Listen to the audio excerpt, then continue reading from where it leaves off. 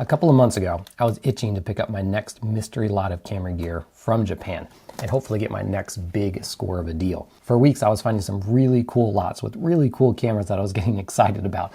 But time after time, auction after auction, I kept losing them to some really high bidders, paying way too much, I think, for mystery camera gear that you don't know if it's going to work or not. But then I found this lot. It was 9 DSLRs plus some SLRs, some premium lenses and other just random camera gear thrown in. I thought this would go for an astronomical price because of the potential resale value here. So I just threw out a low bid just because at that point I was bidding on everything. And amazingly, I won it for what I think is a really good price. So a couple of weeks later with shipping, and here they are, 2 packages because it was so large it came in 2 boxes, 73 pounds of camera gear from Japan. I'm excited to open it up, see what we got. Some of it I know from the pictures, but other things I don't, and excited to see if they work. Let's open it up, see what we got, and I'll explain the contents as we go. This video is sponsored by Buyee. That's where I bought this camera gear from. More on them later. Some really, oh, this is painful to look at. Not the lenses, these are great lenses. Do you see what I see? Where's the bubble wrap? What on earth? This, this was shipped from Japan. I get it if you don't have lens caps or whatever, but wrap it in bubble wrap. This is by far the worst package I've gotten as far as packaging goes. Okay, I'm gonna lay it out all on the table because this is way too much.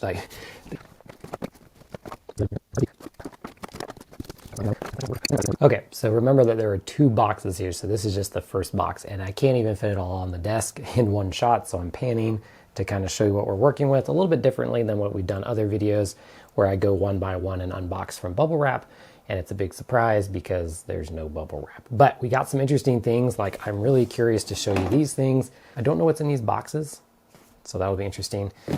Pentax galore, you might have noticed that already. So let's dive into here. I see some really positive things and some kind of concerning things. So first off, the majority of the lot, or at least of the DSLRs, are all these Pentax K20Ws.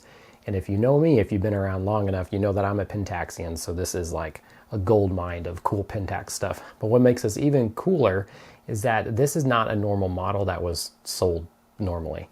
So here it is down there as well, the W. So W, I had to look up what that meant. It was a special model that was sold to like forensics or police or like people like that with a special SD card that you could only write images. You couldn't, once they were written, you couldn't then erase or rewrite on top of them. Sort of like you take the picture, but we can't modify after we take it for, you know, policy reasons or whatever. I don't really understand that side of things very well, but it seems to be, based on what I researched, that it's probably just the SD card that does that and it's not the camera itself. So we're gonna test that, because if that's the case, then these are just normal DSLRs that anybody could use with a nice, cool, rare W badge on it. So I'm curious to see if any of these actually come with the SD cards. This one is not opening its SD card slot. That's the other thing, is that some of these are in varying condition. It looks like we could have several that work, so I'm really hopeful here. I don't know how many batteries we have. I should have some batteries I can able to test these with, so that'll be good. Okay, I just spent some time to go through them, and it looks like I got 4 that are in actually pretty good condition. Cosmetically, there's some like dust and stuff, but the grips look in great condition. The body looks in great condition. There's no issues with them, so they're looking good. I have a battery charging right now to test all of these, and so we'll look at that later and see which ones actually turn on. These 5 all have some sort of defect with them, ranging from not a big deal to kind of a bigger deal. So even with that, honestly, not super bummed about that. I thought there would be more issues with the shipping, but so far, we'll see when we get to the lenses, but so far it doesn't look like any of this damage happened through shipping. It's just, they're just, you know, they're in a parts lot, so there's going to be something wrong with them potentially. But these 4 are looking pretty good. So once again, I got the battery charging up. We'll test these and see if we get these working. Next up, just because I'm really curious and I can't wait any longer, I'm going to open up these. I don't know what these are. They're not very heavy. Oh, okay, so it's like a ring flash. I've never actually seen the Pentax version of this before. I don't know how rare or good they are or valuable they are. Normally I'm not too excited about flashes as far as resale value go, unless they're like a really high-end premium flash. They're usually not worth very much money, but ring flashes are specialty, so for macro, that's what normally these are used for. So kind of a cool setup here. Okay, so the eBay listings on these are confusing. There's 2 that sold in the last 2 months on eBay for $150, and there's one that sold with just one single bid for $25. So I don't know if that just means there's a low market for them and putting them on buy it now and waiting a few months is the best way to go, but or just sell them cheap and recoup some money. But that's pretty cool because I will probably recoup the money in other ways. I can sell these off. Somebody can get a good deal. And here's another one of them. Okay, next up, just because it's a total surprise to me, I didn't even see this originally in the lot photos. So I'll show those on the screen. You can just barely see it in the top corner up there. But this is actually a pretty cool camera, the Fujifilm 6800 zoom. This is a super CCD Fujifilm camera, but you will notice that it says it was designed by FA Porsche. So that's the design firm owned by the son of the original guy that made Porsche. So fit that on there and plug that into your computer and charge it like that. So remember, we still do have an additional box, and I haven't even gone through this box, so we got a lot to come. I want to talk about these next. If you're in the Pentax world, you'll recognize these instantly. If you're not, this is Pentax's flagship, like top of the line lenses, are these DA or FA Star. So they have these gold badges on them, which look super fancy. This is a 16 to 50 millimeter f2.8 constant lens. This is the older version. There is a newer version now that was just released a couple of years ago that is better optically, but also kind of importantly for these models, uses a different focusing motor. So unfortunately, these lenses have a problem with their focusing motor that almost always inevitably breaks. They can still be saved because you can switch around the firmware and activate screw drive autofocus instead of this SDM autofocus. So anyway, because of that backwards compatibility, if you know how to upgrade the firmware on these, it's a little bit of a hacky thing, but I've done it before, then you essentially save these lenses. When I sell them, I have to sell them as screw drive only. It looks like, looking at sold comps recently on eBay, $200 to $250 per lens if the focusing motor is working. And some of these, like cosmetically, I don't see fungus and stuff, but once again, worried about scratches because they weren't in bubble wrap. Hello, come on, common sense. But these are going to be screw drive only, so it's kind of unclear to see the prices, but I would definitely sell them much cheaper than $200 or $250, maybe $100 or $150 would be a good price for somebody. These are APS-C only lenses, so they only cover the APS-C frame. At the time, Pentax only had APS-C digital cameras. So this is a full frame camera I'm testing it on. Yeah, it looks like I'm not even getting an attempt at autofocus, which means that the SDM motor has failed, which is once again very common. I'll test all of these and double check, and you can see, of course, it doesn't cover the full frame. You can still manual focus, so I could sell these for parts if I don't want to bother upgrading the firmware and sell as manual focus, let somebody else do that. I'd sell them for even cheaper, but it would save me time, of course. And honestly, I might do that. I might just sell it as is, all of them as is. Of course, I'll check for fungus and scratches and stuff. But I got 1, 2, 3, 4, 5, 6, 7. That was a weird way to count them. 7 of these lenses. So even, I mean, I don't know, at $80 a piece or something, I don't know what I could sell them for parts. Just testing another one of them, just, I don't know, just in case. So this one is attempting autofocus. Yeah. The next thing I have is a boatload of flashes. Once again, I don't really count flashes normally because they don't, have, unless they're really high-end flashes, don't have a ton of resale value. Some of these are actually, back in the day, or like when they're originally sold, I should say, were some really nice flashes. So these are kind of some of the Pentax's higher end flashes. And this one's Nikon, and I don't know Nikon as well. I'm seeing sold comps on eBay right now for 60 or 70 bucks for used ones of these. So I'd have to test them. Cosmetically, they look kind of in worse condition, but if they, still physically work just fine, just cosmetically, then I can give someone a discount and they can still get a great flash. This box is still not done though. We got a bunch of other things here, and then we'll get to the second box, like I said. And then we'll see if these DSLRs work when the battery's done charging. This is a Pentax Z10, so not a top of the line 35mm SLR. Battery incorrectly. There we go. We got life. Ugh. I think that worked totally fine, just the shutter sounds kind of terrible. I don't think that's because, I don't think it's broken. Even the foam seals actually look in super good condition. So that's sweet. Once again, not like a top of the line SLR, but not a super cheap one either.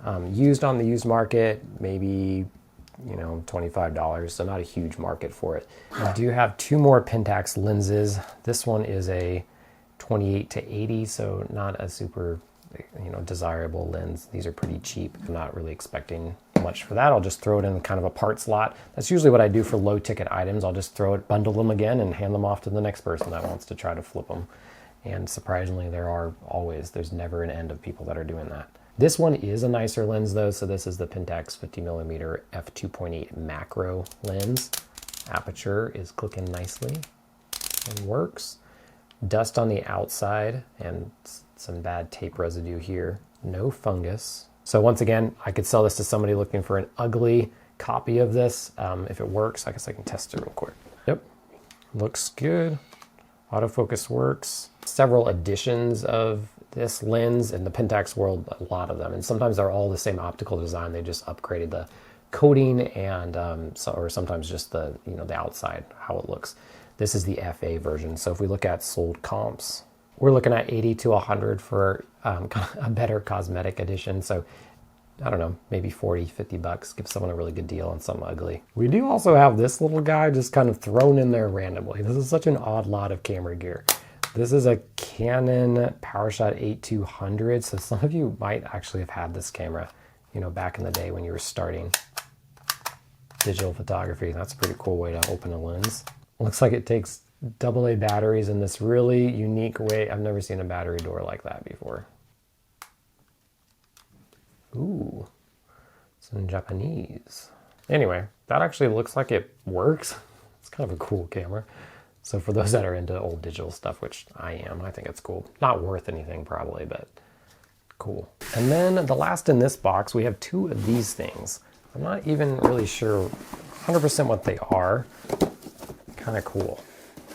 I'm really into this kind of like late 90s, early 2000s, like transitioning from digital to film tech. So this has the potential to be pretty cool. Okay, cool. So it looks like in the box that actually came with everything you need. So yeah, it's a film scanner. You can see some 35mm trays. Okay, so I guess 35mm maybe slide film. This deploys like this to stand up. How crazy is this? And then this opens. Here we have a camera. There's a camera in there. So like here's some film I shot recently. Actually, I shot it last year. I just recently developed it. And the roll, anyway, I was testing the camera, so it didn't quite work out. So I'm not being super careful with it. But I would basically put that in this tray. And then you put the tray through here. Maybe I guess I'm doing it the wrong way because the camera needs to see it. And this is acting like a little soft box for these lights that then come down. And then using these controls, which are in Japanese, it looks like, you could then change some things about like white balance and stuff, the amount of light, and then scan it digitally. Unfortunately, maybe with just a serial port. So I don't know how likely it is to get this working on any sort of modern machine. I'm sure somebody has figured it out though. These seem relatively rare or uncommon. There's one for sale on eBay as we speak, and I could not find any sold comps. Look at that. It's actually a really cool piece of tech. So I might play with it if I can get it working. Actually, let's just test that right now. This is what you come to this channel for, is weird stuff like this. So let's do it together. Just plugged it in. Okay, that's the power. You can hear it kind of humming. Got some lights. Put my film in. It's doing something right now. Anyway, how cool is that? These actually look in really good condition, and I got two of them. I might have to add them to, I kind of have this growing collection of, like I said, these 90s, late 90s, early 2000s transition to digital tech. This box included some important cables. Here's our serial cable, so this would be for connected to a computer, I would guess. We do also have this video cable, composite. This, you know what? This could be really interesting, actually. There's probably ways to take this signal and capture it. That might actually be easier than the serial. I'll have to look up and see. But anyway, very cool stuff. Told you I do have one more box. That was 43 or so pounds we've done so far. Here's our, 27 others or whatever. And while I'm unboxing this next box, I'll take this time to thank the sponsor of this video and tell you about Buyee, which is where I bought all this camera gear from in the first place. Buyee is a proxy service which allows you to shop local Japanese listings from whatever country you're in. Listings that would only appear on Japanese sites like Yahoo Japan Auctions or Mercari Japan. It allows you to get access to those local listings because when you buy them, they're shipped to Buyee's warehouse in Japan. They inspect and look at it and get it all ready for you, and then it's shipped overseas to you wherever you're located. And this gets you access to a bunch of camera gear at discounted prices or just rare camera gear that's harder to find in the States. And I use Buyee for that exact purpose, to find things that are rare or just easier to find in Japan in the first place and to get great deals like this. I can't tell you how many times I've gotten great deals. A couple of things to keep in mind while you're shopping on Buyee is to look at the yen conversion rate at the time you're purchasing, because that is what you're buying everything on is yen. So it just depends on the conversion rate. Another important thing to keep in mind is that you're going to be paying for shipping twice. So the shipping that you get quoted when you first purchase it is just the shipping to get to Buyee's warehouse. From Buyee's warehouse, you then need to ship overseas to you. In total, to ship this 73 pounds of camera gear was almost $200 US to get it over here. So keep that in mind. Buyee is running a couple of promotions right now, so check out that link in the description for those details. Also get 10% off your first purchase on Buyee using my link in the description. Okay, this is about a third of what's in the second box, so we'll just have to go through. I'm running out of room on the table to talk about everything. Also not packaged with bubble wrap. I am shocked that the more things are not broken. I have not seen any broken glass. I could have, sworn we would have seen some just based on the rattling of the box. So not super pleased about the lack of bubble wrap, so I'll let that seller know that. So first off, this is just cool for Pentax nerds. This is the Pentax Star Ist. So Pentax's first DSLR used this name as well. So this was the film before the DSLR, and it is tiny for an SLR. Just a super cute camera. Not worth a ton of money, but cool to see, especially if you're a Pentax nerd like me. I do have a bunch more of these flashes now in the second box. I'm not even going to talk about them. I'll just briefly test them and then sell them for whatever price, and I'll get some money out of them. I'm not super excited about flashes. This camera was also in the lot. I don't know a lot about Canon either, so I'm not really sure about it. It looks like it's a a decent camera. It's actually in great shape. The film back area looks awesome. The seals look good. It's missing the eye cup here, but other than that, it's got a pretty basic lens on the front. So 28 to 70, but a little bit slower, 3.5 to 4.5. But in any case, it looks like some sold comps. I go for, $40 if I can test it and it's working. So there could be something there. Another Canon with eye control. It probably just means it autofocuses when you bring it up to your eye or something like that. I got a 28 to 90, also not a very fancy lens on the front. Has the data back. I'm not imagining this is worth very much at all either. We have our second Star Ist camera. This one has a broken battery door, so I can't test it. Cool camera. Yeah. Okay, these two Pentax cameras are pretty cool to see, actually. This is the Pentax MX, which is a beautiful compact SLR, metal body. I mean, this camera is awesome. I had one, a black one that I really, really liked. The meter broke, and I was trying to fix it myself, never could, and I ended up selling it. One thing that makes this camera so cool and desirable is the viewfinder is huge. So unlike the Pentax K1000, which kind of looks the same, it's a little bit bigger actually. This is the much more desirable model, really. It's just higher spec and then also has a better viewfinder. But we have a beautiful 50mm f1.4 Pentax M lens. Looks like it's in great condition. Yeah, we got good aperture. No fungus, just some smudges and dust. This is a really clean copy of a beautiful lens. The MX can actually go for a ton of money. I'm seeing sold comps for $100 that are even untested, but if you get a working copy with a working meter, it's much higher than that. So we're talking closer to 200, 150 or so, and it's worth it. I'll be honest, it's a great camera. This camera isn't at all as fancy as the MX or nearly as desirable, but it is a cool camera, and I owned one like it. The one I was thinking of is actually worth a little bit more money. This is different. I think it's the MZ3. But it's a good camera, has some good features. Unfortunately, this one appears to be broken. I was trying to power it on, it didn't work.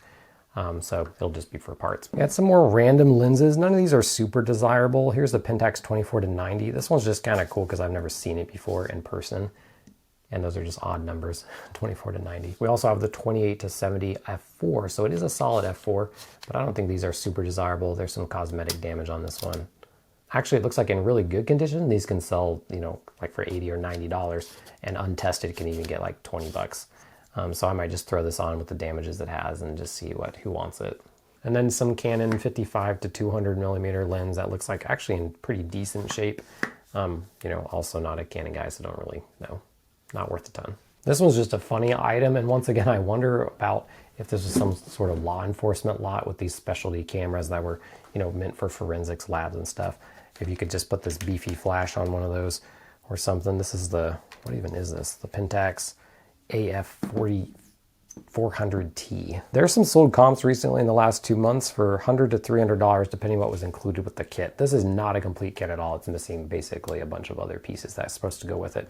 So probably not worth very much at all by itself, but once again, maybe somebody would want it to tinker with and get working all the way. We do have a couple more lenses that are without a camera body, a Pentax 28 to 80 power zoom like we saw earlier. This one looks like, I was going to say in some ways better condition, but in other ways worse. Not going to be worth a lot. A Pentax F28 to 80, so similar.